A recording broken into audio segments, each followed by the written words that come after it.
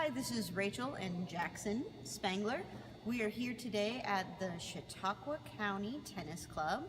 We train here, and by we, I mean him. He trains here during the winter. And my most recent release, which is called Love All, is about a tennis player and a tennis mom. And so I know a little bit about being a tennis mom, and this guy knows a little bit about being a tennis player. So he's going to tell you a little bit about the basics. For those of you who have been too nervous to jump into a tennis novel because you don't know enough about the sport, Jackson's going to help you today.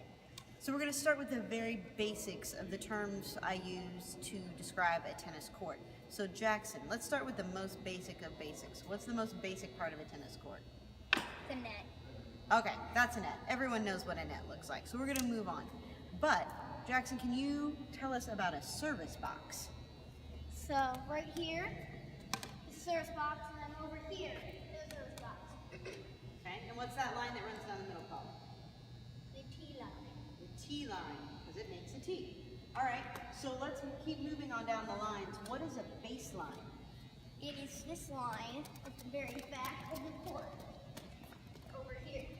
And you serve from this line into one of those service boxes. Okay. And then the last part that we talk about, because some of my characters are playing doubles, is the doubles lines, or some people call them the doubles alley or lanes. These are the double lines over here and over here. Okay, so when you're playing singles, where do you have to keep the ball in? Here to here. But if you're playing doubles, you get that extra line. You get this part to have two players, to have one extra player. Okay, so come here. The next thing that we wanted to talk about at the very basics of tennis is the scoring, because the scoring can be confusing to someone, because it's not 1, 2, 3, 4. How does it go? 15, 30, 40 game.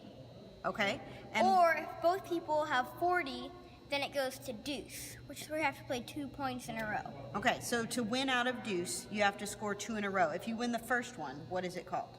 Add. Add. You or your opponent has add. Add, and what is add short for? Advantage. Okay, so if you have the advantage and you score 1 more point, you win the game. Yes. How many games are in a set? Normally it's 6 to win the set. So you have to have 6 games, not 6 games total. No, you have to have 6 games. But if you both have 5-5, or somebody is 6-5, then you go play an extra game, so it's 7-5. Because Okay. you have to win by 2. You have to win by 2, but what if instead of getting 7-5, you get 6-6? Then you have to go to a tiebreaker. Okay, and we're not going to get into that because that's confusing to everyone. So, those are your basics. That's your court and your scoring system. Thank you, Jackson. You're welcome. All right, so in the first part of our video, Jackson taught us the basics of the court. Now he's going to teach us the basic shots. The first one we're going to do is the forehand. Jackson, how do you hold a racket for a forehand? One-handed like this. One-handed.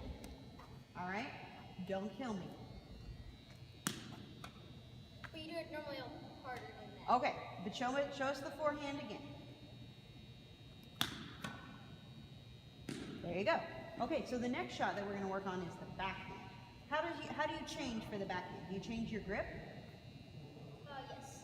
Okay. This is normal. This is my forehand grip. This is my backhand grip. Okay, and you're facing the other way, and you're using 2 hands here. Do you always have to use 2 hands? No, sometimes people go like this, Okay, but it's even a controlled racket. so you're going to hit a 2-handed backhand for us. Nice. Can we see that one more time? Good job. All right, so the next shot we're going to talk about that I mentioned in the book is a volley. What does a volley mean? You hit it out of the air. Hit it out of the air, okay? So you can you do it on either side? Yes. Over Okay. here and over. So the- Forehand and the backhand. Okay, so the main thing is that you take it out of the air.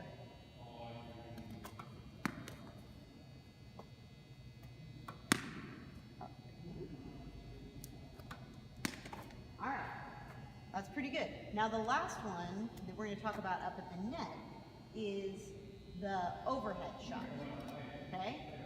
So overhead shot seems to imply the ball's over your head, right? And you're telling me to get out of the way because you don't want to hurt me.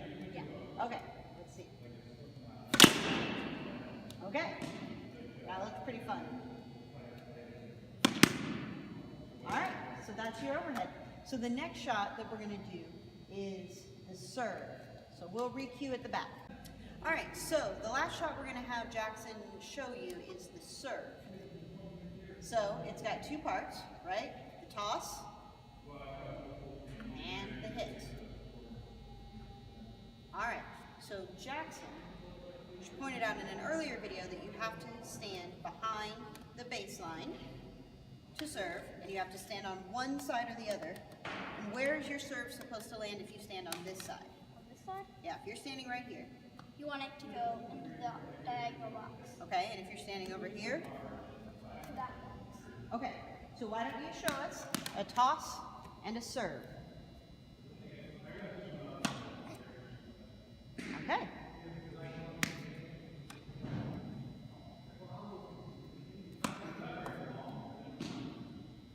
All right, so in the book, I mentioned a couple terms that people might not know about the serves. One is that one of my players has a really hard serve and she gets a lot of aces. What is an ace? An ace means that you hit it and the other player isn't able to return it. Okay, you hit it so hard or in a place that the other person can't get to it and get it back. But one of my other players is a little older. She doesn't have the powerful ace anymore, so she uses something called a kick serve, which I know you know because you also rely on a kick serve. So what is the difference between a hard flat serve and a kick serve? Hard flat serve is you don't try to do any spin and you try to hit it as hard as you can. Okay, so show me a hard flat serve. It will not be in, so don't do it often. All right, that was not bad, but your specialty is a kick serve. So how is a kick serve different? You put spin on it. Okay, so how do you put spin on it? You brush it up or to the side to give it spin. Okay, so that leads us to one of my next points because one of the other things we wanted to talk about was topspin. So if you were just going to hit a ball with topspin, how would you move your racket across this ball? Like this. Okay, Brush it up. all right, so go ahead and bounce that and show us how you'd add topspin to a ball. You would go up on it. Go up. All right, so we're going to do just a few more shots from standing back here near the baseline, but dealing with that spin. So if you wanted to hit a top spin cross court shot, what does cross court mean? You hit it, so if you're standing like in this area, you want to hit it over to that, back in that corner. Okay, so let me toss one to you, or do you want to drop it? I don't know. Okay, so that went across the court. But another shot that you like to play when we're outdoors, not so much when we're indoors because of these beams, but when we're outdoors, you are known for having a nasty lob. You want to show us what a lob looks like? Tell us first what a lob looks like. Well, so a lob is basically where you just hit it up, and it's a defensive shot to push the opponent like in the green, but the ball needs to stay like from here to here. Okay, so why would you use a lob? A defensive shot, if someone hits a very high top spin serve, you can just bump it back. Okay, so let's see your lob. All right, and then the last shot we wanted to do, come forward. It's one of my favorite shots to use. One of your favorite shots to use against your moms because it's hard on our knees.